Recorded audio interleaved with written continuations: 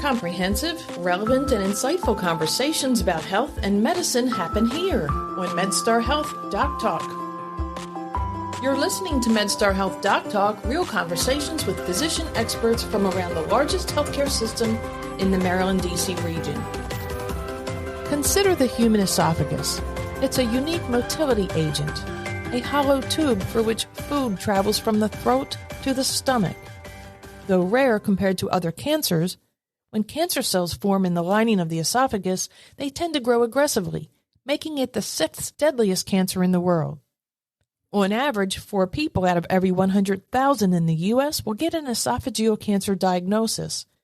25% of them won't know they have it until it's in a late stage. Detecting esophageal cancer early is key, and here at MedStar Health, we want to be sure that you recognize possible early symptoms, who is at risk, what diagnostic tests and treatment options are available. I'm happy to welcome thoracic surgeon Dr. Dwayne Monteith and gastroenterologist Dr. Dana Sloan to learn all we can about esophageal cancer. I'm your host, Deborah Schindler. Dr. Monteith and Dr. Sloan, I'm so glad to have you both back. Thank you for being here on Doc Talk. Thank you. Thank you for having us. So thoracic surgery, I get. The esophagus is in the thoracic section of the body, which, as we know, is at the neck to the diaphragm? Yes. Okay. Yes. But gastroenterology, where does that fit with esophageal health? I would say in general, gastroenterologists are on the diagnostic end of things in terms of accepting patients who may present with symptoms consistent with either GERD or esophagitis or more concerning symptoms that could be related to cancer. We will tend to do the diagnostic testing that may reveal an esophageal cancer diagnosis. And then from there, Dr. Monteith's team would take over more, in-depth discussions about treatment.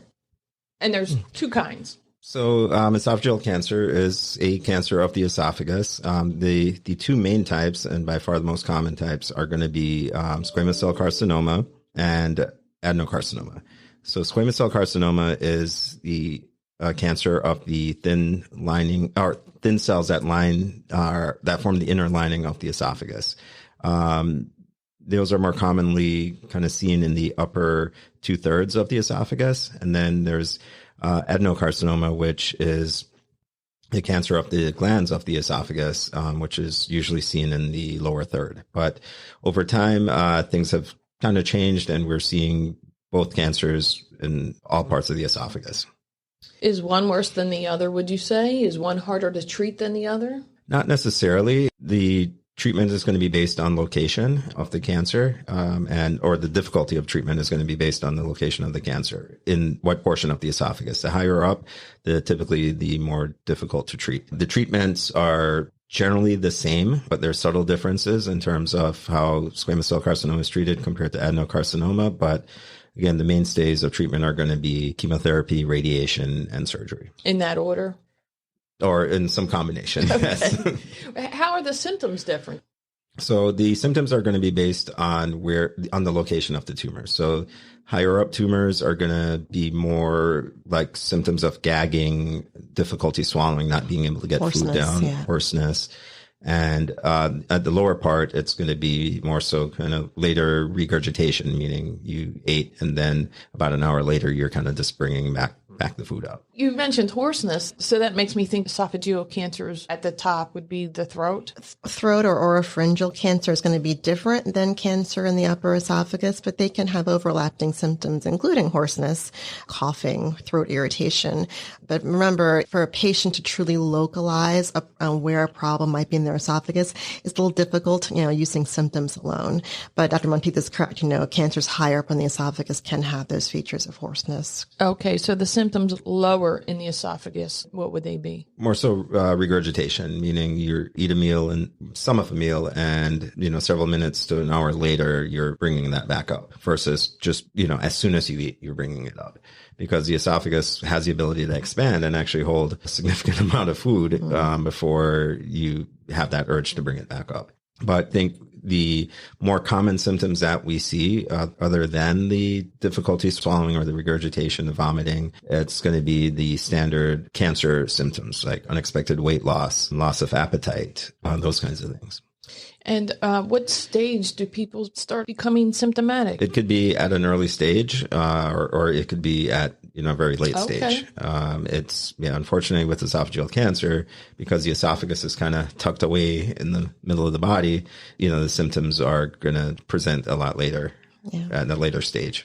What are the diagnostics then? What's the first step in trying to get a diagnosis on esophageal cancer? Generally, when a patient comes in to see us and they're having dysphagia or just difficulty swallowing, they're having weight loss, they're newly anemic without an explanation, endoscopy is really one of the first tests that we'll offer to evaluate that.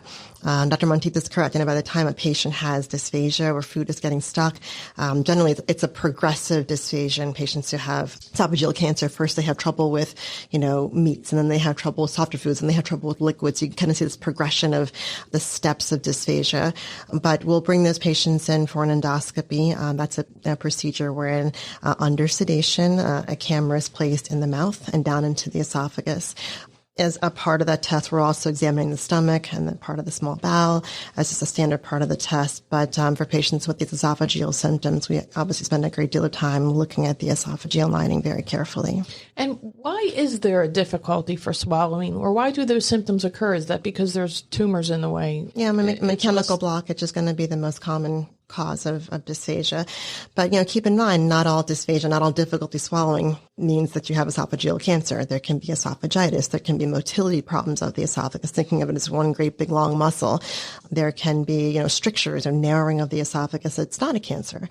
So, we will offer endoscopy as kind of a starting diagnostic test to see if we can sort out, what's the underlying cause of someone's swallowing difficulty. So you're getting a visual at that point. Exactly. But to distinguish it from, what did you call it, esophagitis? So esophagitis is inflammation of the esophagus. Again, there can be motility problems that you might not pick up on an endoscopy, but you'd see basically the absence of anything structural. Or there can be strictures, which are narrowing of the esophagus, and some of those can be malignant or cancerous. Many are not, and they're just related to, most commonly, acid injury over time. What would be the next step then? A biopsy? Yes. So if we see a mass lesion in either the upper esophagus or the lower esophagus, we get biopsies at the time of endoscopy. Those don't hurt. I get asked that question quite a bit. You don't feel when a biopsy is being taken. Generally speaking, an experienced gastroenterologist is going to be able to tell you, if they're strongly suspicious for esophageal cancer at the time of endoscopy. But we do wait on the biopsy results to confirm that diagnosis or exclude it. From there, how long does that take? The biopsies? So the procedure itself, 10 minutes. That's a very short procedure. But in terms of waiting to get the biopsy results back, typically within days. Okay, so it's not like you're standing in the operating room or the procedure room and you're getting something back from pathology? Not for our procedure. Okay. You'll hear differently from Dr. Monteith about, some of his surgical evaluation, but in terms of during the procedure, no, we get those path results back usually a few days later. Do you have to test the lymph nodes then? So we don't do that at the time of procedure. We're proceduralists, we're not surgeons. So we're just looking at, in the esophagus. I will say that there is a staging procedure that we can do that's also endoscopic, something called an endoscopic ultrasound, or EUS. That is a staging procedure. So once a person has been diagnosed with a mass lesion in their esophagus, that's a staging procedure to help us determine how deep into the wall is this mass growing, and are there lymph nodes in the area that are of concern. So our interventional gastroenterologist can then do a follow-up procedure after a diagnosis of esophageal cancer is confirmed to assess the depth of the mass lesion, and then, if appropriate, sample the lymph nodes in that area at the time. We can also take a look at nearby structures, including the liver, to see if there's any evidence of regional metastasis or spread of the cancer. Okay. A patient comes in, they have these symptoms, you do an endoscopy, you send off something to pathology that you've extracted during a biopsy procedure, same time. Then you get the results back. What would be the next step? So we would then talk to the patient about getting some initial staging procedures done. That would include the endoscopic ultrasound like we just talked about. We'll also probably include imaging. So generally we're starting with CAT scans just as an initial step. CAT scans of the chest, the abdomen, the pelvis to again look for any spread of the disease. Right away, we're also getting that patient referred to thoracic surgery and oncology when appropriate. Well, there aren't any routine screenings for esophageal cancers like there are mammograms or colonoscopy, for example. But there are tests. And who would qualify for that? Because I've read about ESOGuard. ESOGuard, yeah. DNA test? Also, that has... You look a little iffy about that. Well, it's commercially available in the U.S. It currently has an FDA breakthrough designation. It's not something that is in widespread use. So if I have a skeptical look, it's just because I never use it for any patient. So will it achieve prime time status one day as a viable screening option for patients to avert the need for endoscopy? It's possible. It's kind of in the vein of Cologuard. It's a DNA-based test, basically sampling cells in the lower esophagus to check for DNA markers that could indicate esophageal cancer or precancerous lesions. But again, it's not in wide clinical use at all. So it's not actually diagnosing cancer. It's identifying something else that would lead to cancer. It could do either, identify cancer or a precursor to cancer, but again, not in widespread use. Yeah, and then the other modality is what's called or blood tests, or termed liquid biopsies, which are there's several tests that are in trials now that they draw a vial of blood and they check the blood for tumor DNA, circulating tumor DNA. There's nothing that is FDA approved at this point for the detection of esophageal cancer from a liquid biopsy. However, I think they're making a lot of important gains in terms of the accuracy of these tests. Okay, so I have a note here that they're screening key points. Now, maybe this is just part of the biopsy. A brush cytology, balloon cytology, chromoendoscopy, and a fluorescence spectroscopy. So, boy, those are long words. What do we have to know about those? For the patients listening here, when you have an endoscopy, some of that will be part and parcel of the diagnostic testing itself. So, for example, a patient who comes in with Barrett's esophagus and we see a small nodule within the Barrett's mucosa, we can go into what that means. We might use chromoendoscopy in that setting if we're concerned about the possibility of malignancy. But from the patient's perspective, they're going to go to sleep, have the camera put down, and have the gastroenterologist take a look and get their answers. We may use different kind of sub-tests, if you will, during the procedure to get a more specific diagnosis. What is Barrett's esophagus? Dr. Monteith mentioned earlier that there's two types of esophageal cancer, one being the squamous type, which are out of the thin cells and more the upper esophagus. The lower esophageal cancers tend to be adenocarcinomas, again, not exclusively, but most commonly.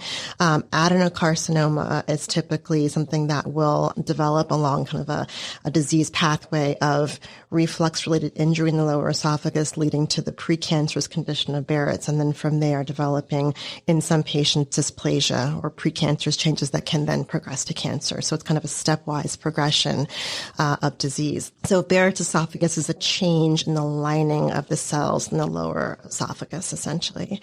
Since this has become such a widely recognized disease, I can say, tell our listeners that most patients, the vast majority of patients who have Barrett's esophagus will never develop esophageal cancer.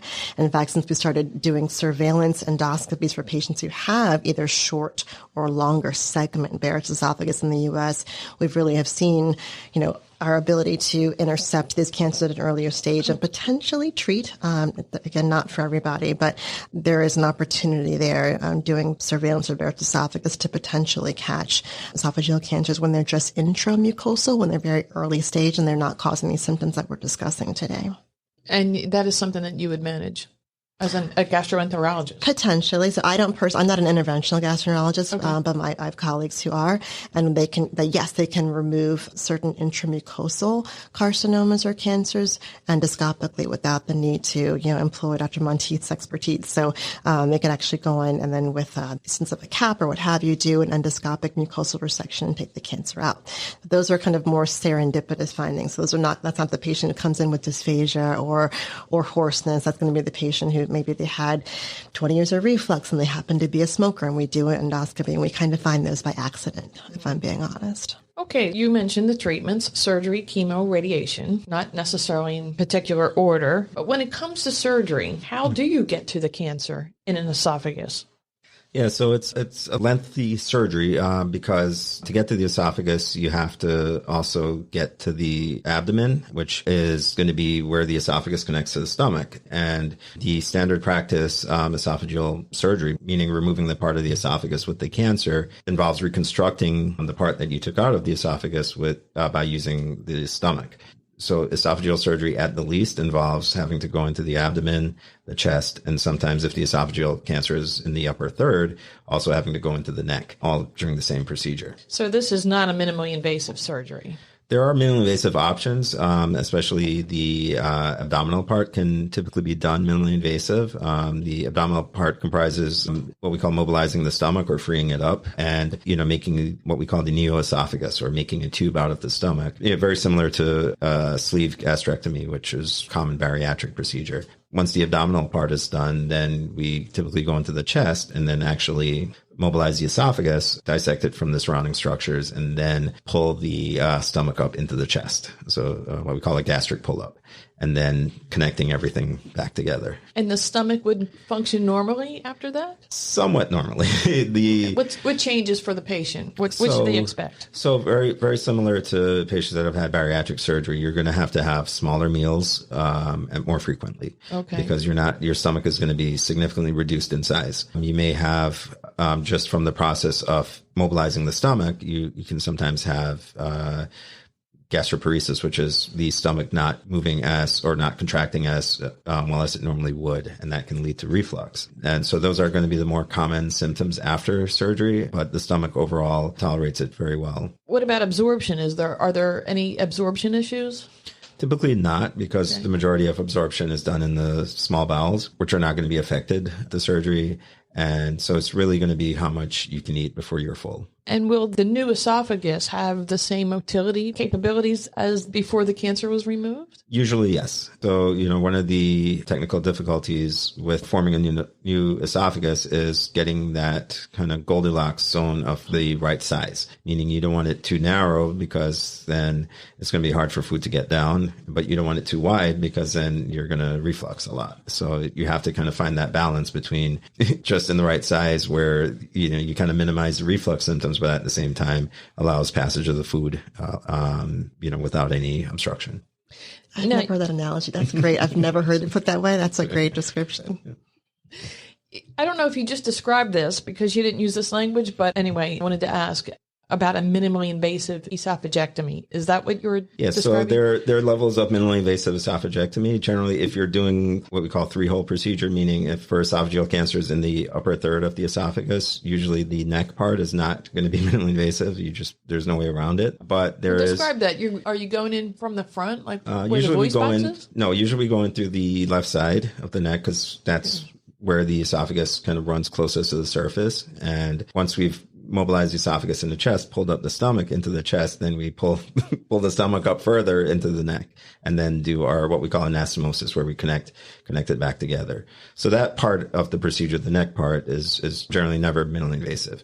Mm-hmm. The abdominal part can be, we can do it laparoscopic, we can do it robotic assisted. The chest part can also be done either open, what's called a thoracotomy, or it can, typically what's done is, again, minimally invasive, either robotically or thoracoscopically, or VATS, which is another term that you may hear, which is just a fancy way of saying we go in through smaller incisions with a camera to do surgery that way, rather than the standard incision where we go between the ribs and kind of spread the ribs open to get into the chest, what's called a thoracotomy. But you are a specialist of VATS. Why would a patient not prefer that or go for the minimally invasive option? So unfortunately, sometimes just kind of based on the size, the location of the tumor, and the involvement, doing the open procedure, the non-minimally invasive procedure is going to be the safer, the better surgery, because the goal of surgery is to not leave any cancer behind. And because if you do, then it makes things a lot more difficult in terms of treating afterwards, and the overall prognosis goes down significantly. So we always want to do the best surgery. How would you know if you got it all? How can you tell? Our pathologist will generally tell us after the fact. There are tests that we do while we're in the operating room. Usually we want to make sure that that we have a good enough margin, meaning distance from the actual cancer. The pathologist will usually be able to give us a preliminary read in the operating room at the time.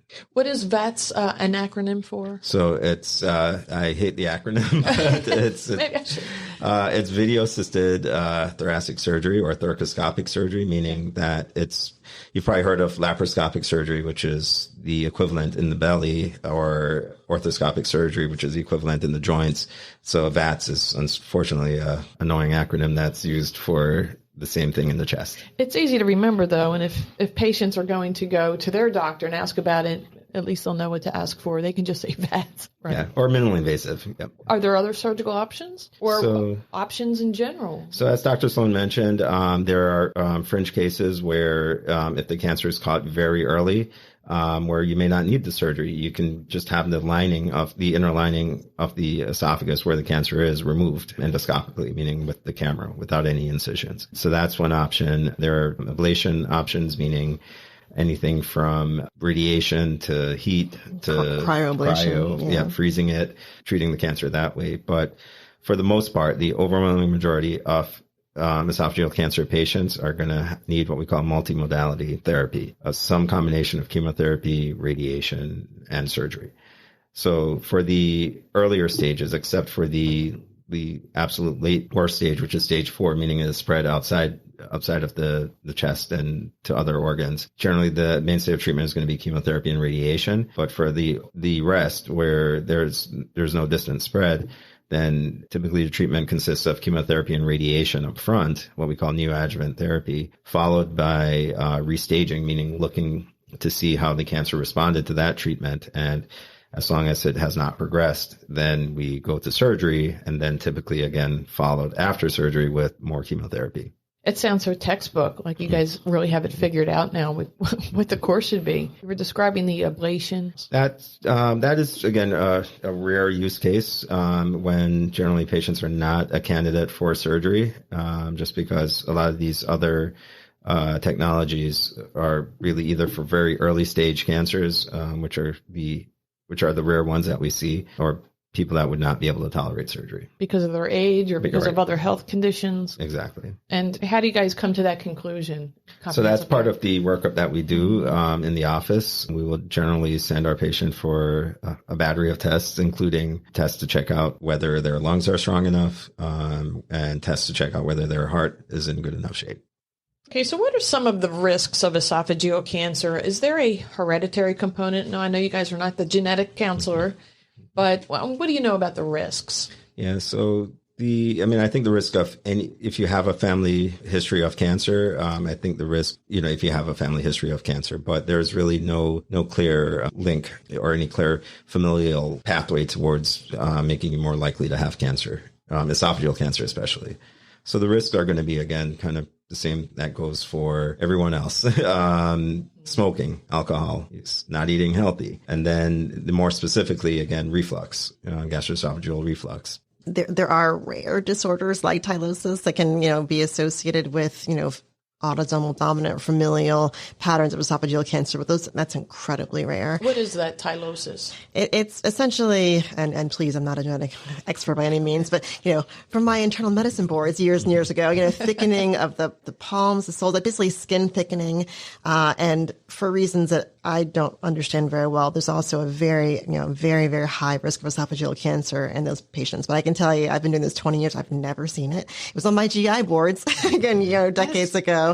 But it's incredibly uncommon. So. Seems like such a weird connection that you have thickening of the palms and then you may get esophageal cancer. I mean, that link just seems like such a stretch. I'm sure there's something more detailed that I'm, not well versed to understand. We don't need to know that today. But Dr. Monteith is right.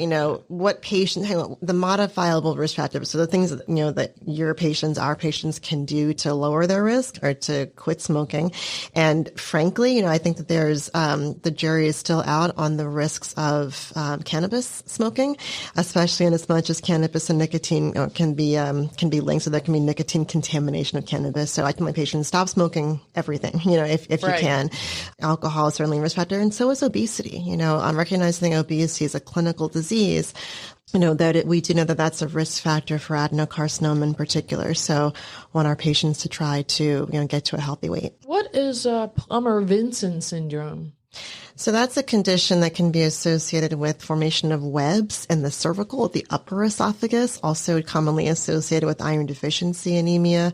Again, something that I've seen once or twice over the years, still a very uncommon syndrome. And while that having those webs can be a risk factor for future development of esophageal cancer, not every patient with pulmonary incident will go on to develop that. So other cancers are also a risk for esophageal cancer. Do you know which ones would lend themselves most to a diagnosis of esophageal cancer? Yeah, so I think, there's been a change in terms of, how we kind of separate cancers, because in the past it was very regimented. If it's in the esophagus, you have esophageal cancer, which is a different pathway of treatment, versus gastric cancer, meaning cancer of the stomach, which was a different, again, treatment pathway. So now there's really the recognition that there's really some form of continuity between the esophagus and the stomach. And so there's that category of gastroesophageal cancers. So a lot of those are kind of treated more along the lines of esophageal cancer versus,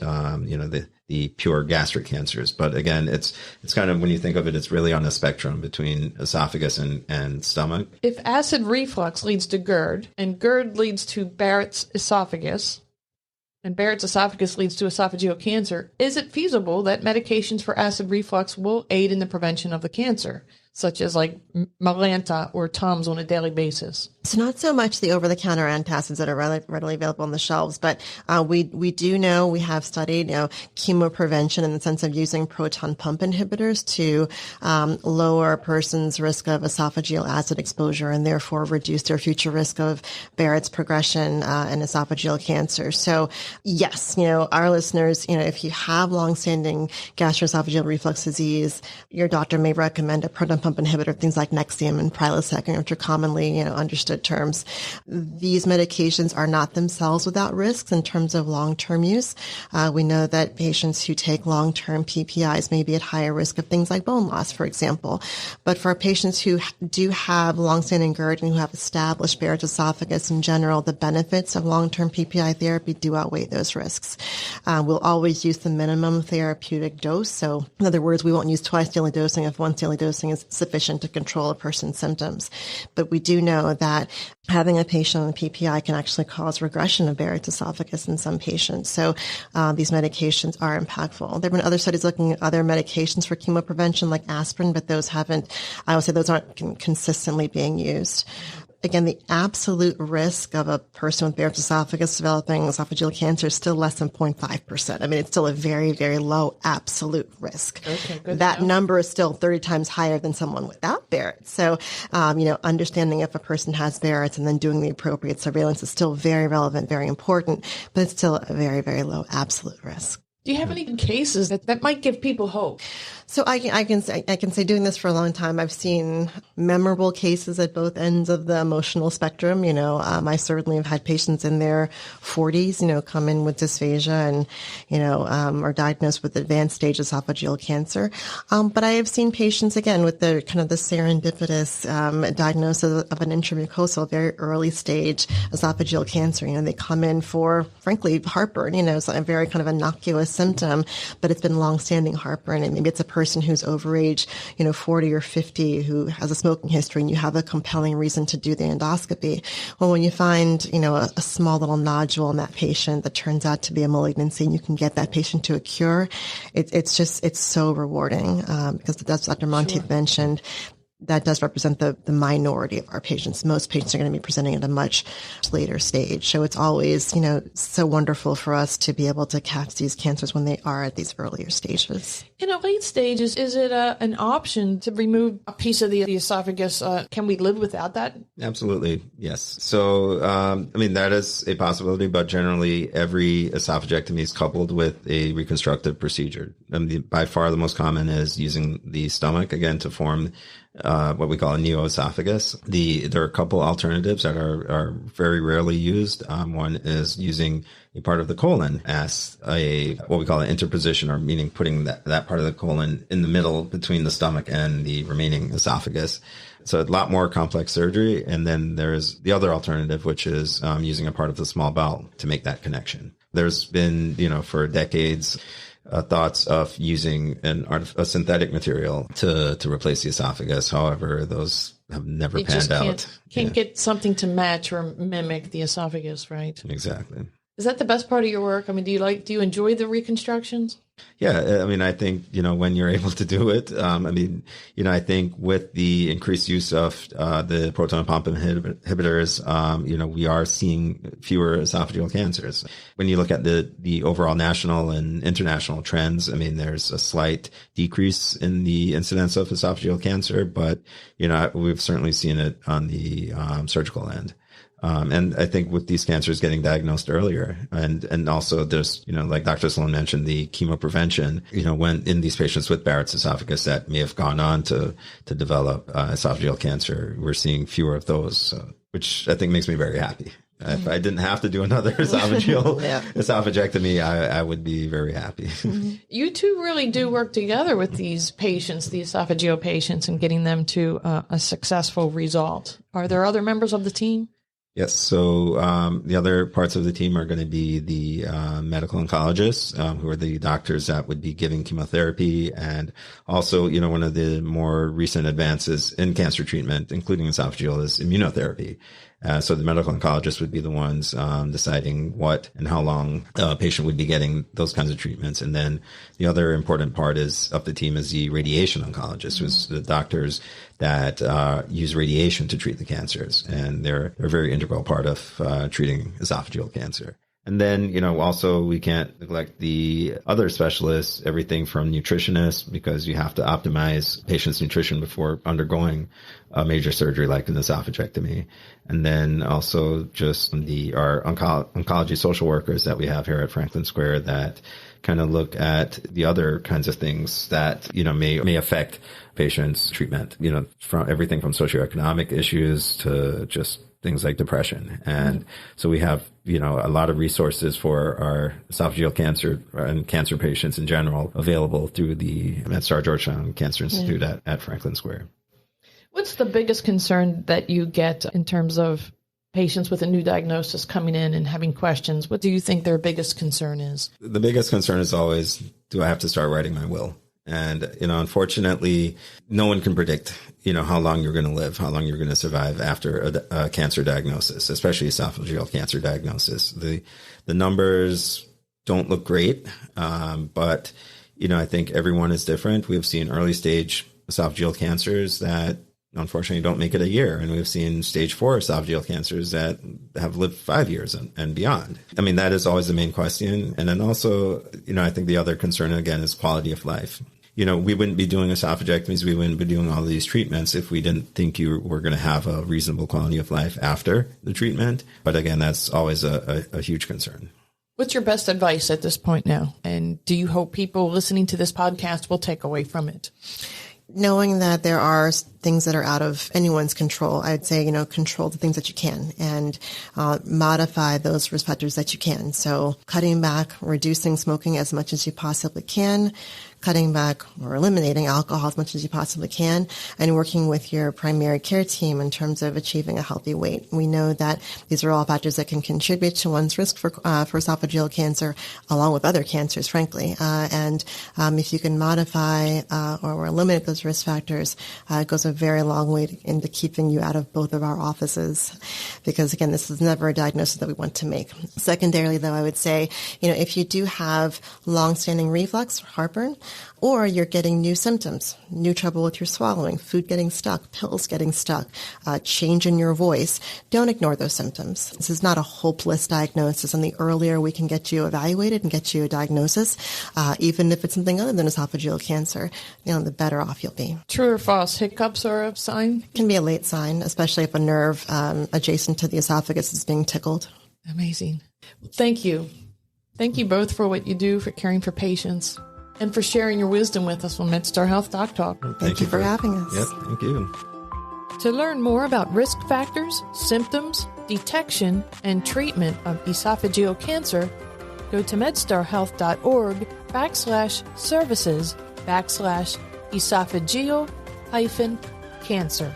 That's ESOPHAGEAL-cancer.